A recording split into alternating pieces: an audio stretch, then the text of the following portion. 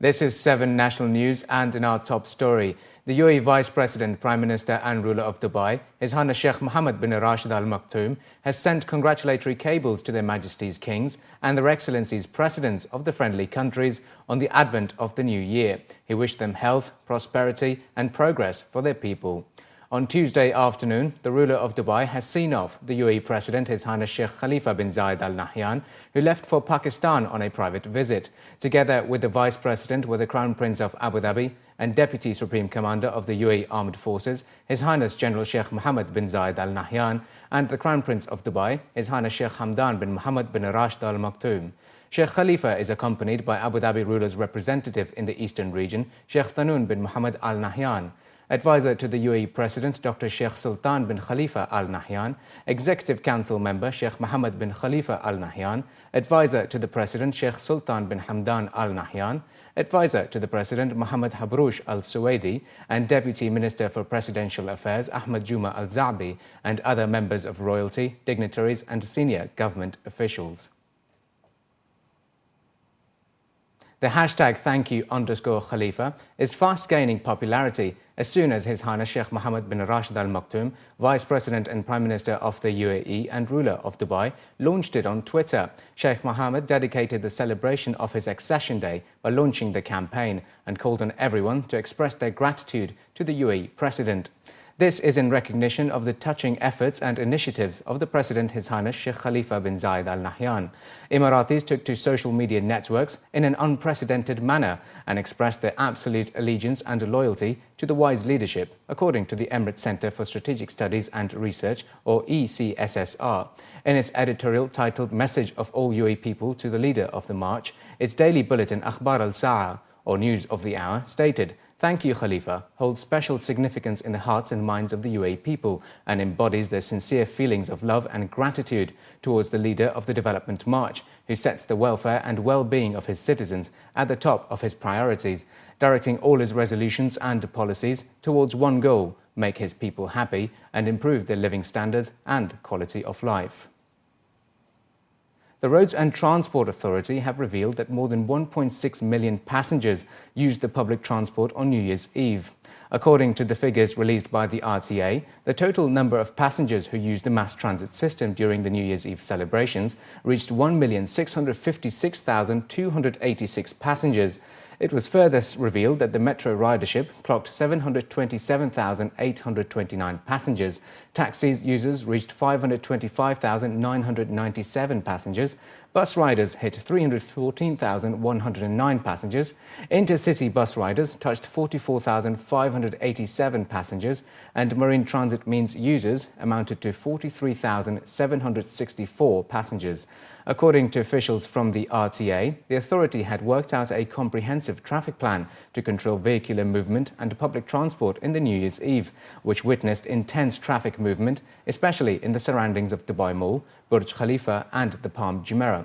As part of the plan, the metro service hours had been extended to ensure continuous service. The RTA had also provided 60 feeder buses to serve the users of the metro, while public buses operated 24 hours to match the operations of the metro stations. Taxi ranks and a dedicated lane were also designated to facilitate the access to the event venues. What we did several things. First of all, our main carrier is the metro. Metro was operating that day 24 hours. We have done several procedures like skip-stop operation system. This one, in case of any congestion, the metro shall skip some stops and stop in some areas, some stations nearby Burj Khalifa area, so that we distribute the load among the stations nearby that area. The other thing what we have done, we have used the open gate system by which people using and coming to the metro, they don't have to pay while exiting from Dubai Mall. After 12 o'clock, there was a big rush to the gates in all stations surrounding Burj Khalifa, mainly 3 stations surrounding Burj Khalifa area, which is Business Bay Station, Dubai Mall, Burj Khalifa Station, and Financial Center Station. Those 3 stations linked directly to the area. So we have done the open gate system by which people are allowed to opt to just pass by the gate without, paying anything. Another thing, actually, we have reduced the headway between the trains from 7 minutes to 3 minutes, which also has given us good opportunity for people to transfer them to the event safely and in the best time. Following the launch of Britain's new visa waiver scheme on Tuesday, nearly 200 Emiratis have signed up for the scheme to visit the UK. According to local reports, more than 370 people from the UAE, Qatar and Oman have taken advantage of Britain's new electronic visa waiver scheme, which allows visits to the UK of up to 6 months without a visa. Since the beginning of the initiative on Tuesday, 170 Emiratis, 107 Qataris and 102 Omanis have signed up by the evening.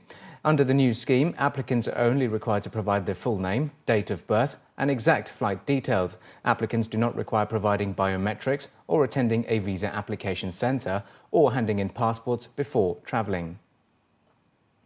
The rental increase calculator by the Real Estate Regulatory Agency, or RERA, on the Dubai Land Department website has been updated until April 2014. Earlier, RERA's website was only yielding a message that says it is currently being updated when customers inquire about the rent increase in 2014. However, a senior official from RERA has confirmed that the rental index calculator is now up to date and able to provide the necessary information residents require up to April this year. The index is updated every 4 months, wherein factors including rental data from several sources, such as property leases recorded by the Dubai Land Department, field surveys and property websites are factored in. As per the new decree, a property leasing between 11% and 20% below average market rent is eligible for a 5% increase. If it's leasing between 21% and 30% below market rate, it will see a maximum of 10% increase. Those leasing at 31% to 40% below average can be increased by a maximum of 15%. Properties leasing at 40% below average can be hiked a maximum of 20%.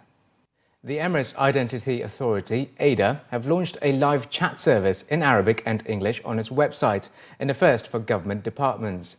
According to reports quoting Eida officials, the service, titled Ask Ahmed, is accessible locally and abroad round the clock 7 days a week.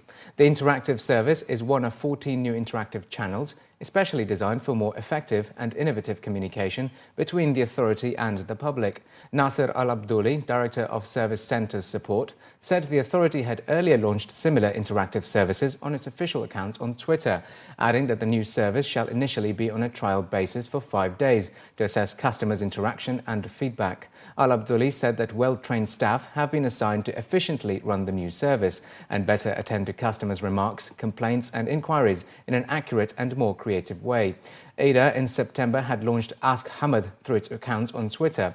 The weekly initiative was aimed at boosting Emirates ID's interaction with customers.